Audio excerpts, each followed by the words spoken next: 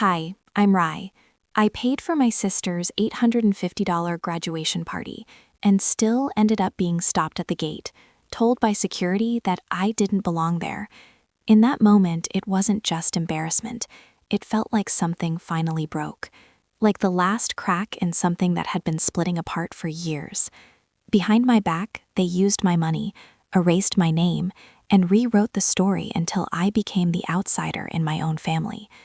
But what hurt more than being shut out was realizing how many times it had already happened. Quietly, repeatedly, like I was part of something only when it benefited them. And the truth is, that party wasn't even the worst of it. It was just the beginning. I told myself not to expect anything. No hugs, no smiles, not even a seat. I just wanted to watch my sister walk across that stage. The same stage she'd been talking about nonstop for 4 years. The same sister whose rent and tuition I had been covering, while skipping meals myself just to keep everything balanced. Still, I got ready. Clean white blouse, jeans without tears, hair pulled back into something decent. Maybe, just maybe, someone would actually look at me today. The sun was already lowering when I pulled up to the estate in Bloomington. It was one of those houses that looked like success from the outside. Trimmed hedges, a fountain out front. Everything carefully arranged to say, we're doing well. Cars lined the street. My dad's old truck sat crooked near the driveway. Kaylee's Jeep gleamed like it had just been polished. I didn't see my grandparents' Civic. That stood out immediately. They never missed events like this, not even the uncomfortable ones. I walked up slowly, my phone in my hand, the screenshot of the invite open. No one had sent it to me directly. Of course not. I'd found it buried in the comments under one of my mom's Facebook posts. That's usually how I find out about family things, by accident. 2 security guards stood at the entrance, one tall and narrow, the other solid, unmoving. Neither of them smiled. This is a private event, the bigger one said. I kept my tone steady. I'm her sister. He raised a brow. Name, Rami. The other guard tapped his earpiece and stepped aside, murmuring something into it. I stood there, hands still, listening to the music drifting from the backyard. Laughter, glasses clinking. Someone raised a toast, voices cheering in response. Then the door opened. Kaylee stepped out first, gold dress sparkling under the lights, phone in her hand like it never left it. Behind her came my parents, my mom in one of her soft pastel cardigans, the kind she only wears when something matters. My dad looked exactly the same as always, like time had skipped him entirely. Kaylee barely paused. She looked at me once, then turned to the guards. She doesn't belong here. I almost laughed. I thought she was joking. Then my dad said, "You actually showed up." Not surprised, just amused, like I had wandered into the wrong place by mistake. I didn't raise my voice. I didn't argue. My mom stepped in, lowering her tone like we were trying to avoid a scene. "Rai, this is Kale's day. Don't make it something else." I met her eyes. "You mean like pretending I don't exist?" My dad chuckled. "Come on, Rai, you know how things are.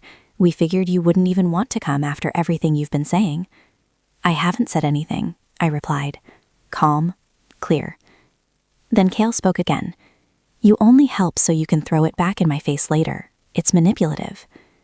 I could have reminded them of everything. The $750 every month, the $3,200 every semester, never late, never missed, for 3 straight years. But I didn't. I just said, "Then you're welcome." And I walked away. No shouting, no tears. Just the sound of gravel under my shoes, and a silence that felt heavier than any argument we'd ever had. I sat in my car for a moment, didn't turn on music, didn't call anyone. I typed one sentence. "Starting next month, your rent is your responsibility. Good luck." I hit send, started the engine, and drove off like I was finally closing a chapter I'd read too many times. The drive home felt different, everything sharper, the cracks in the road, the flickering streetlight near Central Avenue. Even the gas station I usually ignored seemed brighter, more noticeable. By the time I got back, it was past 9. I dropped my keys by the door, kicked off my shoes, and lay down on the couch without turning on the lights, one arm over my eyes. Then my phone buzzed. Blocked number. I let it ring. 5 minutes later, it buzzed again. Same number. I ignored it. The 3rd time, I stared at the screen, but still didn't answer. Outside, the night was quiet. Not silent, just still. A TV humming somewhere nearby. A car door closing in the distance. I closed my eyes and saw Kale again, the way she looked straight through me, like I didn't even register. That kind of indifference doesn't happen by accident. They didn't forget me. They chose to erase me. And maybe for the first time, I was choosing not to disappear quietly. Sleep didn't really come, just fragments, shallow, restless. Sometime near morning, I got up, reheated leftover coffee, and stood by the window watching the streetlights shut off one by our reel. I checked my phone. Nothing from Kale, not even a fake apology. That silence pulled me back to January, my birthday. It landed on a Tuesday, right in the middle of a snowstorm. I didn't expect anything big, not even cake, but I thought maybe I'd get a call, or at least one of those half-hearted messages my mom sends. Instead, I got a notification. Kale had gone out that night. Champagne, sparklers, group photos at some downtown bar. She tagged everyone, friends, coworkers, even people I didn't recognize. Caption, surprise night out, grateful for the ones who matter. That same night, I sat in a break room with leftover carrot cake from a nurse I barely knew. She stuck a candle in it and joked about HR. I laughed because there wasn't anything else to do. The next day, my mom texted, "Hope you're okay." That was it. I didn't respond. 2 weeks later, I checked my bank account. Routine, habit. There was a new section, shared access. Judith. She could see everything, every purchase, every charge. And then it clicked. Months earlier, Kale had asked me to send rent to Mom's account instead, said it would be easier. I hadn't questioned it. I never did. But Judith hadn't said anything since. No thank you, no acknowledgement. Just silence while she watched everything. I stared at the screen for a long time, not angry yet, just empty. That started to change 2 weeks before the graduation party. Kale texted me out of nowhere. No greeting, no check-in. Just one line. "I need a dress. Graduation's coming. What's the budget?" I told her $200. That was already more than I could afford, but I figured if she kept it reasonable, I'd manage. She replied with a screenshot. A dress. Not just any dress. A sleeveless, floor-length gold designer piece, with a retail tag of $698, plus tax. She wrote under it, "This one.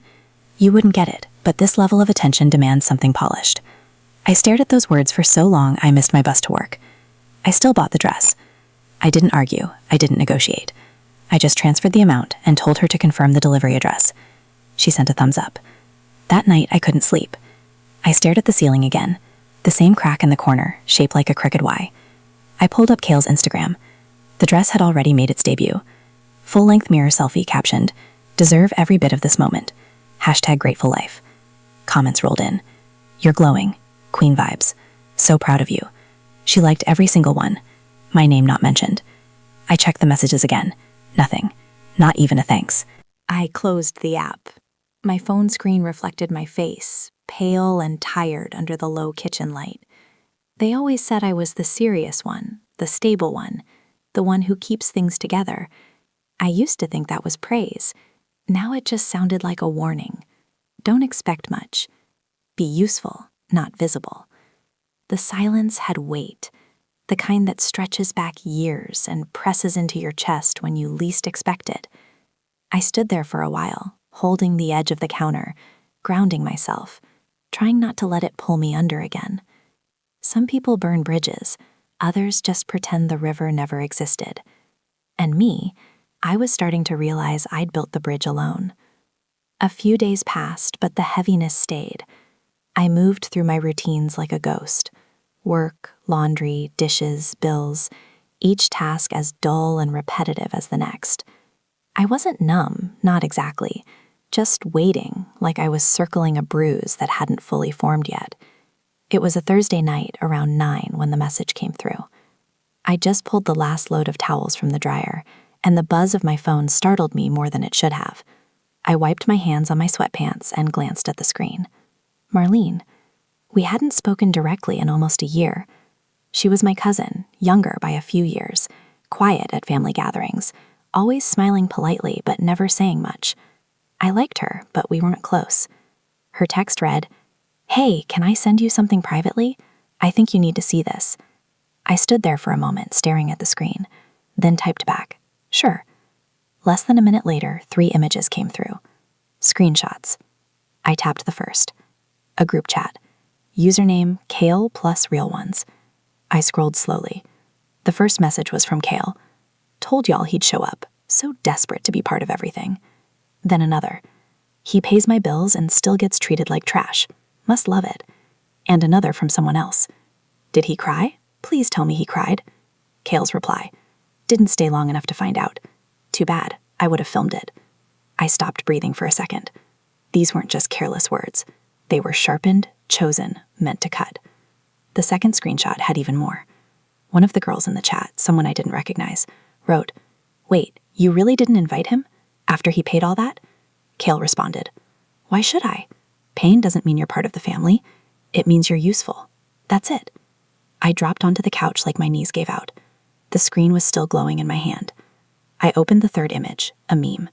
My face pulled from an old Facebook photo, edited with the words, "ATM machine, but make it sad." I sat there in the dark for a long while, the only sound in the room, the soft hum of my space heater. Then the phone buzzed again. Another message from Marlene.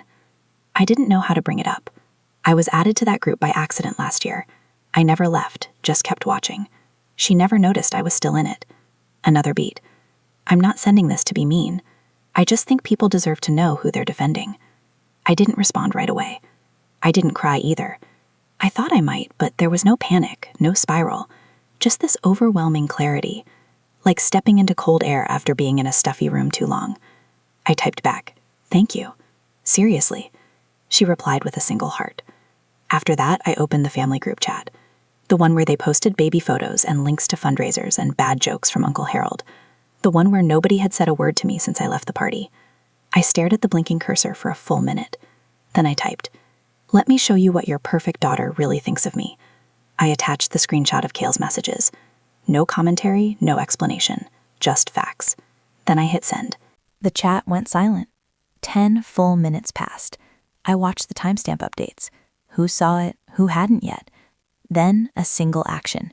Aunt Martha left the group. No text, no goodbye, just gone. That was all it took for me to understand how thin that family unity had always been. One exposed truth, and the seams started to split. I sat back on the couch, my fingers still buzzing from the adrenaline. I didn't feel guilty. I didn't feel vindictive. I felt awake. It wasn't about being forgotten anymore. It was about being used, lied to, mocked for the very sacrifices I made in silence.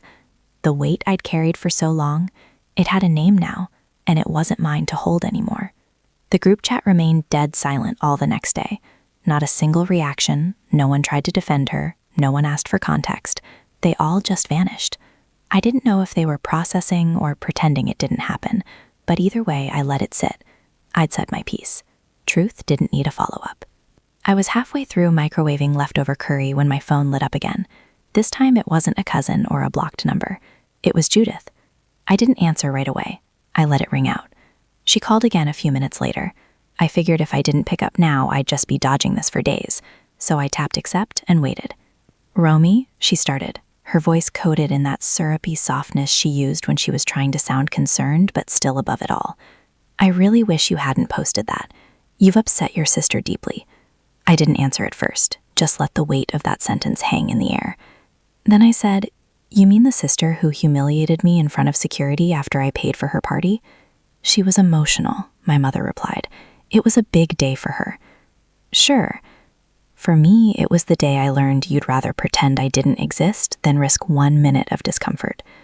Judith sighed, like she was the one exhausted by all this. "Romy, we were trying to keep things peaceful. There was no need for all this drama." "Peaceful for who exactly?" "Look, I don't know why you're bringing up every little thing. Your sister is younger. She's figuring things out. You should be the bigger person." I almost laughed. The bigger person. How many times had that been my role? The quiet one, the helper, the stable one, the ATM.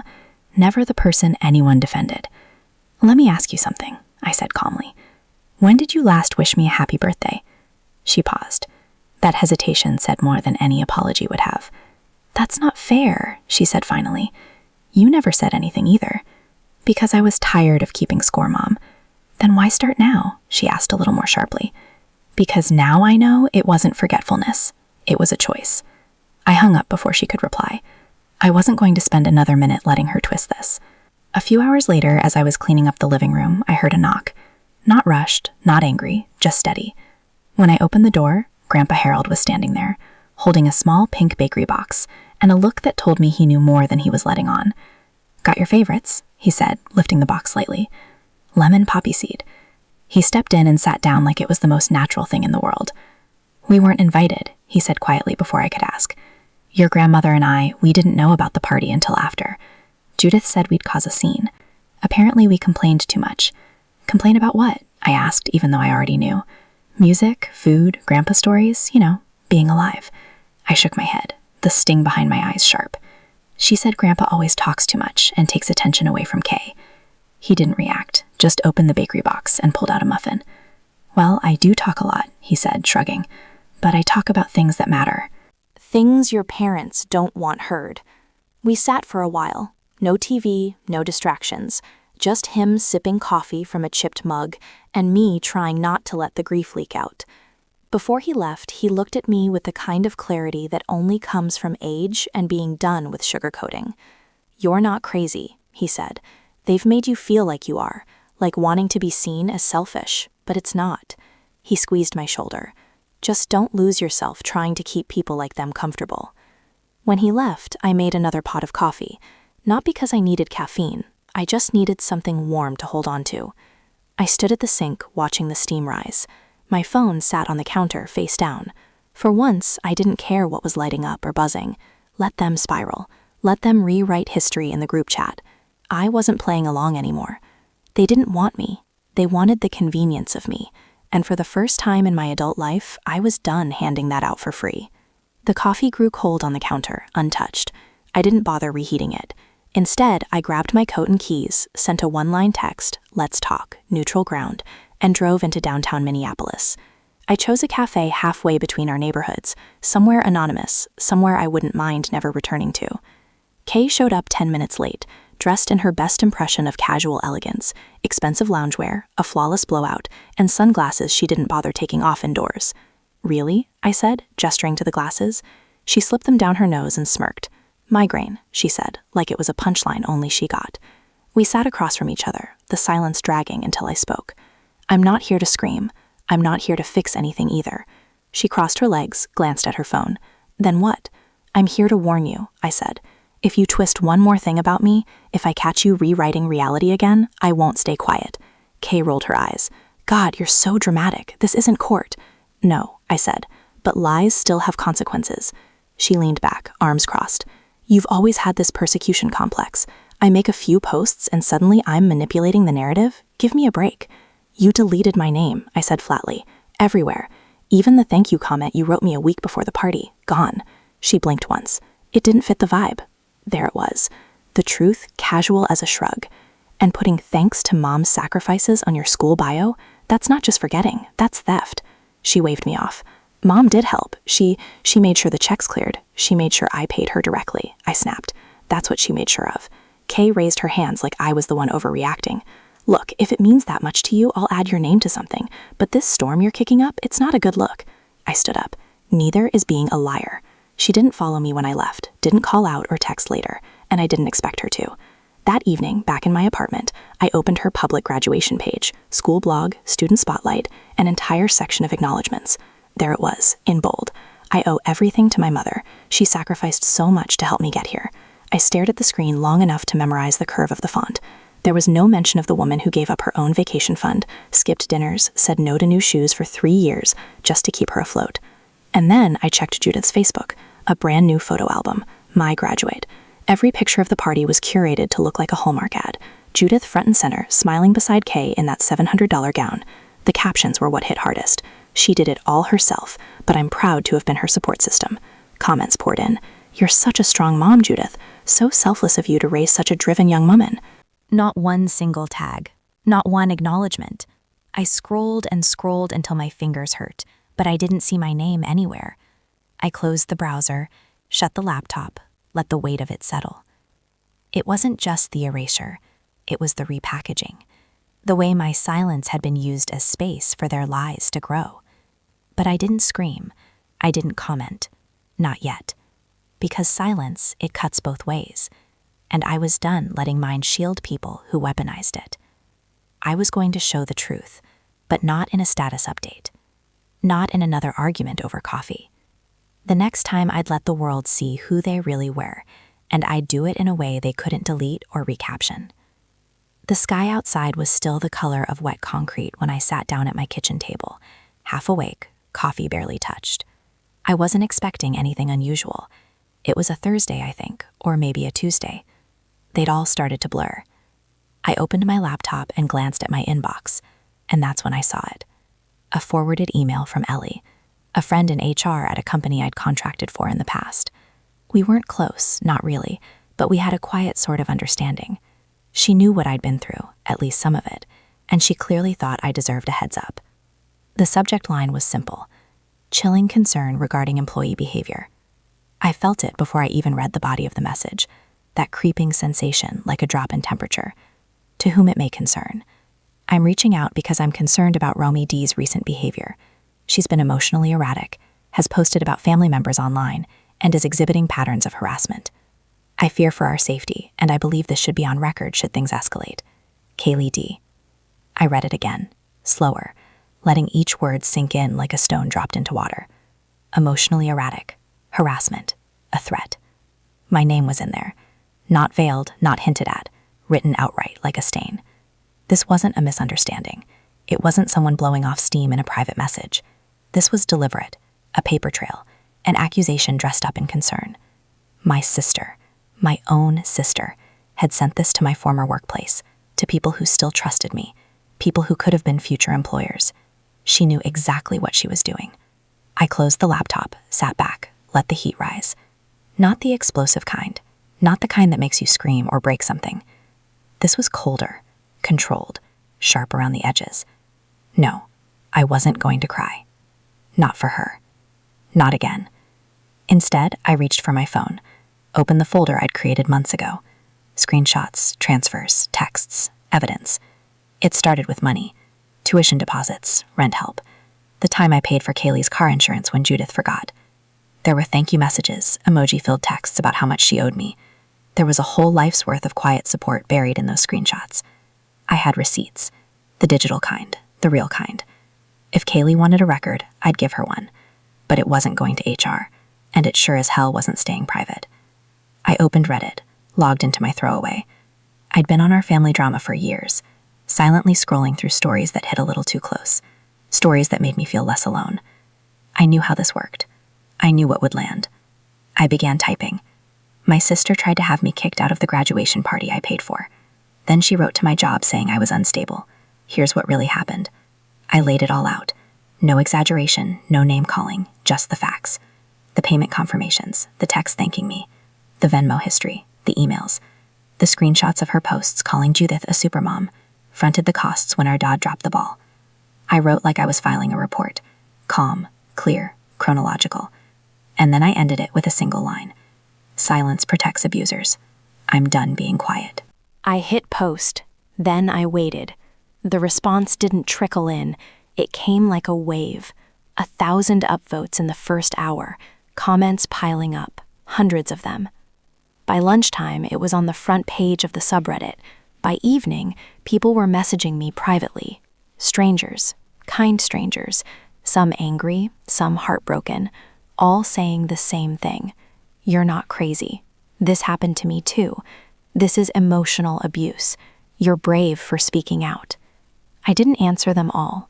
Just read, took a breath, sat with it, and then my phone rang. Kaye. I let it go dark. Then it buzzed again. A text from Judith. Take it down now. You're hurting the family. I stared at it for a while, not out of shock, but recognition. This was her pattern. When things got uncomfortable, when the illusion cracked, she'd pull rank. The family. As if that meant something when it was convenient. As if I hadn't been cut out of the picture for years.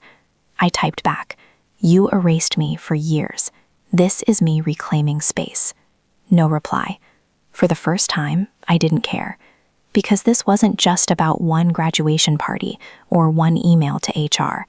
It was about years of being edited out, scrubbed clean from our family's narrative, the steady denial of my role, my support, my existence. I'd been the strong one, the quiet one, the one who didn't need anything. Turns out, people don't see what they're determined to erase. But now, the story was out there, and this time it wasn't being told by someone else. It wasn't revenge, it wasn't rage. It was something deeper, truth, and it hit harder than I ever could. It never happens all at once. People don't just flip like a light switch. They drift, they recalibrate. They start pulling back in quiet ways, less eye contact, shorter replies, the subtle delay when they're deciding whether to stand beside you or stay silent. You feel the shift long before anyone says anything. It's the slow unraveling that hurts the most. That's how I learned who had been quietly watching all along, who had their doubts but said nothing, who had already left me behind and just hadn't said it out loud yet. So when the knock came that morning, I wasn't expecting anyone, especially not them. It was raining, a steady gray curtain of drizzle that turned the street into a soft blur. And on my porch, without a text or a warning, stood Marlene and Adrian. Adrian held a small envelope, the edges curling with damp. He looked like he hadn't slept, hair a little messy, shirt half tucked like he'd left in a hurry. His voice cracked a little when he spoke. "I owe you more than this," he said, "but I had to start somewhere." He handed me the envelope. Inside, $60 in cash, and a folded note in his careful, neat handwriting. One lunch for each month. I acted like you didn't matter. I didn't move for a second, not because of the money. It wasn't about that, but because it was the first time someone from that side of the family had actually looked me in the eye and said, "I failed you." Behind him, Marlene stood, clutching her tote bag, curls damp against her forehead. "I used to think you were just intense," she said, shrugging like the words tasted strange. "Too emotional, too much. But now I know you weren't crazy. You were just outnumbered." We didn't say much else, just sat in the front room for a while. No small talk, no forced apologies, just the kind of quiet that fills in the cracks when someone's trying, really trying, to make it right. And honestly, that was enough for now. Later that afternoon, my phone buzzed again. Another name I hadn't expected. Grandpa Harold. "Can we talk? I'm nearby." We met at a diner neither of us liked, the kind that smelled like burnt coffee and old vinyl with cracked red booths and menus that hadn't changed since 1994. But it was quiet, neutral ground. That's all I needed. He leaned in across the table, both hands wrapped around his mug like he was anchoring himself. "You know," he said, "I was at the house last week." Nobody saw me come in. Judith and Walter were in the kitchen. I heard them talking about Kale, about how they spun the whole thing. He took a sip, eyes never leaving mine. "They laughed, Romy, like it was funny, like what they did to you was just strategy." I didn't say a word. I just stared down at the cracked formica between us. Something about the pattern reminded me of veins under skin, fractured and fragile. "They think people forget," he said. But I didn't, and now neither will anyone else. I nodded slowly. "You used to say silence was power," I said. He nodded back. "It is, until it starts protecting the wrong side." That night, another message, Instagram this time, a name I hadn't seen in years, Jamie, high school classmate, now married to one of Kale's friends. We hadn't spoken in forever. "Hey, this might be weird, but I think you need to hear this." Attached, a voice memo 5 minutes long.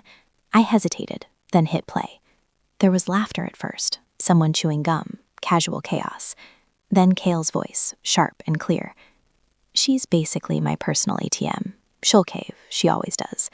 A pause. Then a quiet voice on the call whispered, "That's cold." Kale again. "Please, guilt is cheaper than gratitude." My stomach didn't even drop. That's the thing about truth. It doesn't shock you when you already know it. It just confirms what you hoped you were wrong about. Jamie's follow-up text came a second later. I was added by accident, stayed to see how far it would go. I saved that before they kicked me out. I stared at the screen. No anger, just clarity. Then I sent the file to the same subreddit as before. No need for explanation. I titled it, "Turns out I wasn't crazy. Just surrounded my people who profited from the lie."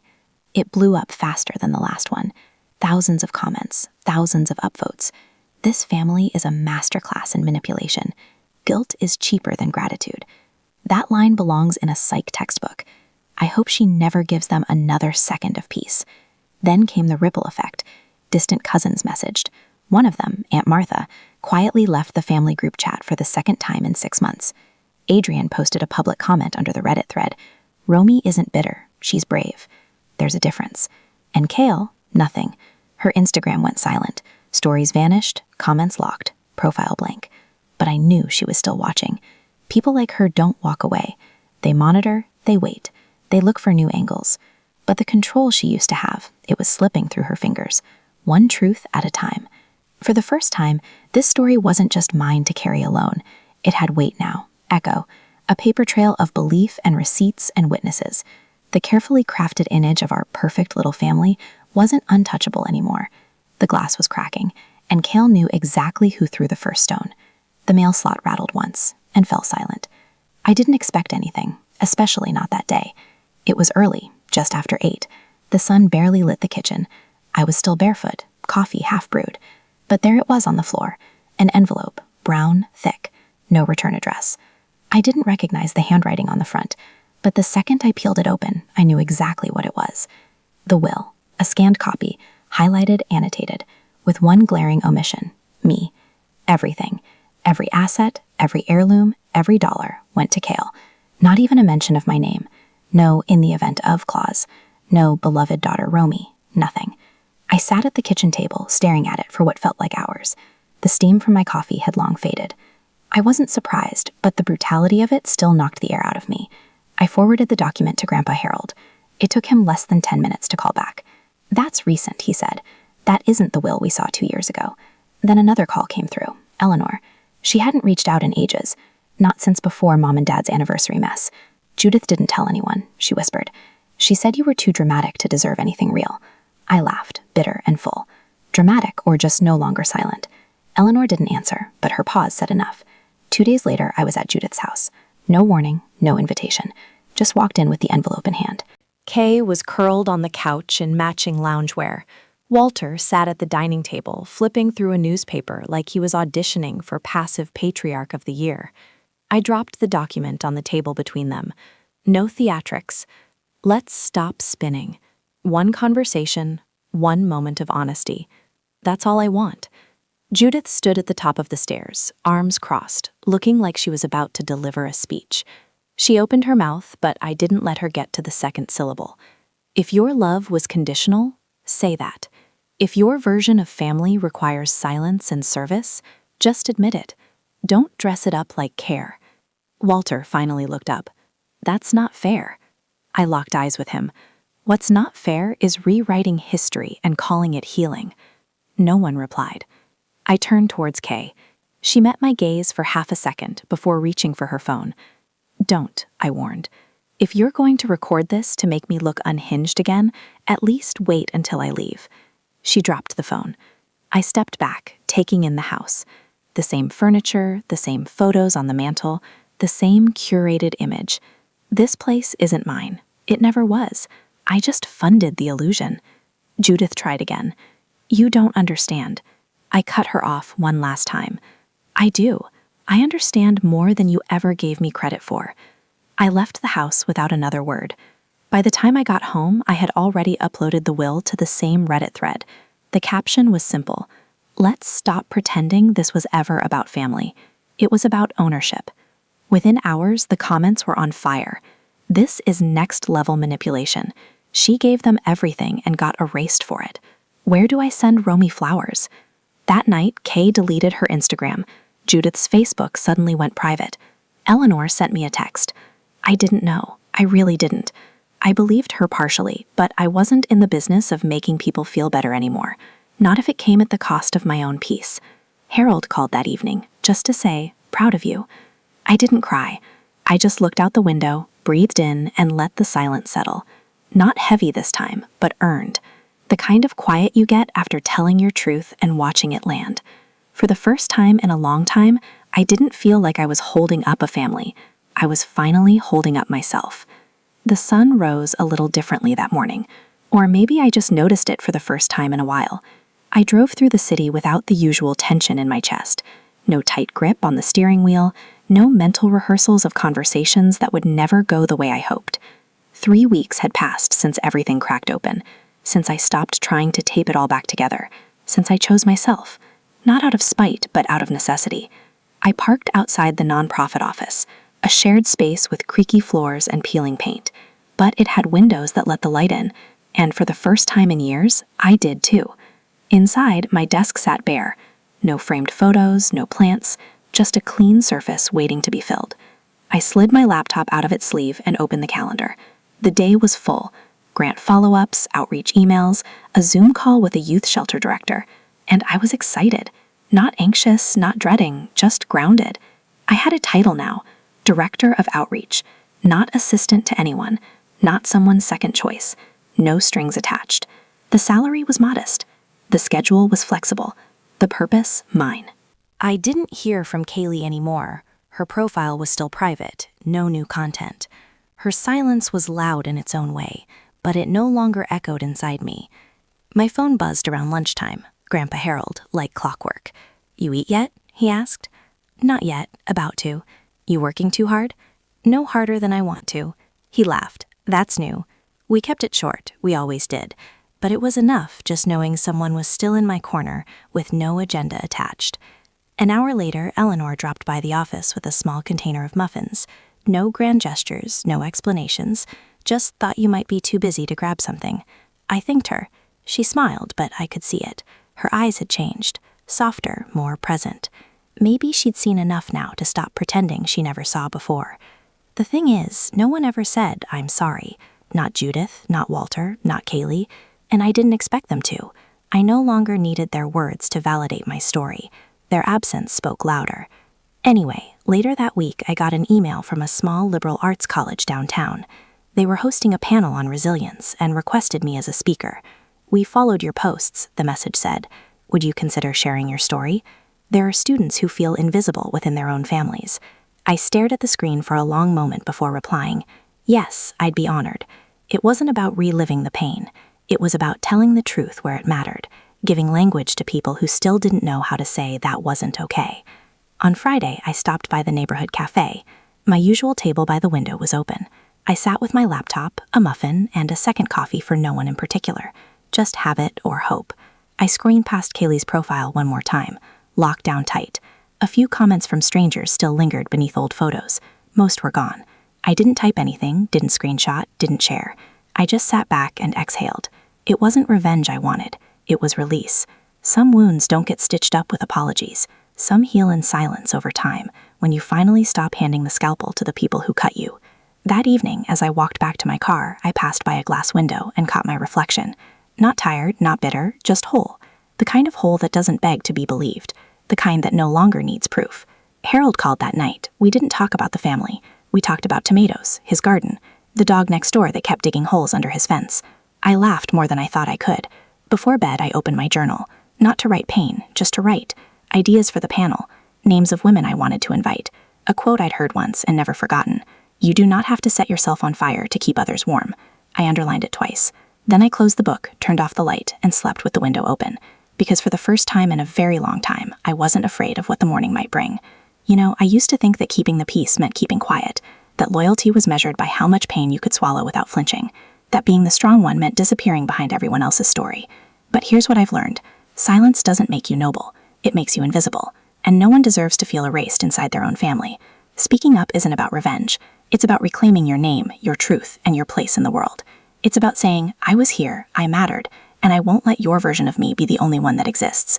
To anyone watching this who's ever felt dismissed, diminished, or written out, you are not alone. And you don't need a permission slip to matter. You don't have to scream to be powerful. Sometimes the quietest decisions, walking away, standing firm, choosing peace, make the loudest echoes.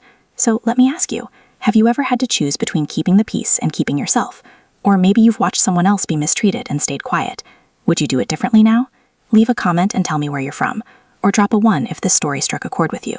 And hey, if this video spoke to your heart, if it made you feel seen or reminded you that you're not crazy for wanting more, please hit that subscribe button so you don't miss the next story. Because here, we don't just tell stories, we tell truths.